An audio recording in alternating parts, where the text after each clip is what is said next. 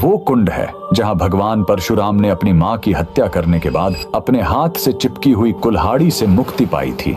यह कहानी है महान ऋषि जमदग्नि और उनकी पत्नी पतिव्रता रेणुका की। कहते हैं रेणुका हर दिन नदी से कच्चे घड़े में पानी लाती थी और उनके सतीत्व के बल से वह घड़ा टूटता नहीं था। उनके 5 पुत्र थे जिनमें सबसे छोटे थे विष्णु अवतार परशुराम। एक दिन रेणुका ने नदी में कुछ गंधर्वों स्वर्ग के संगीतकार को जल क्रीड़ा करते देखा। उन्हें देखकर एक पल के लिए उनका मन मोह में पड़ गया और उसी क्षण उनके सतीत्व का बल टूटा और कच्चा घड़ा टूट गया। जब वो आश्रम लौटी तो ऋषि जमदग्नि ने अपने योग बल से जान लिया कि उनका मन भटक गया था। वो इतने क्रोधित हुए कि उन्होंने अपने पुत्रों को आज्ञा दी, अपनी माँ का वध कर दो। जब चारों बड़े भाइयों ने मना कर दिया तो क्रोधित पिता ने उन्हें तुरंत पत्थर बन जाने का श्राप दे दिया। इसके बाद परशुराम ने पिता की आज्ञा को अपना धर्म समझा। उन्होंने भारी मन से अपनी कुल्हाड़ी उठाई और अपनी ही माँ का सिर धड़ से अलग कर दिया। उनकी आज्ञाकारिता से प्रसन्न होकर जमदग्नि ने वरदान मांगने को कहा। परशुराम ने तुरंत अपनी माँ को फिर से जीवित करने और साथ ही पत्थर बन चुके अपने चारों भाइयों को भी मुक्त करने का वर मांग लिया। सब फिर से जीवित हो गए, मानो कुछ हुआ ही ना हो। लेकिन कहानी यहीं खत्म नहीं हुई।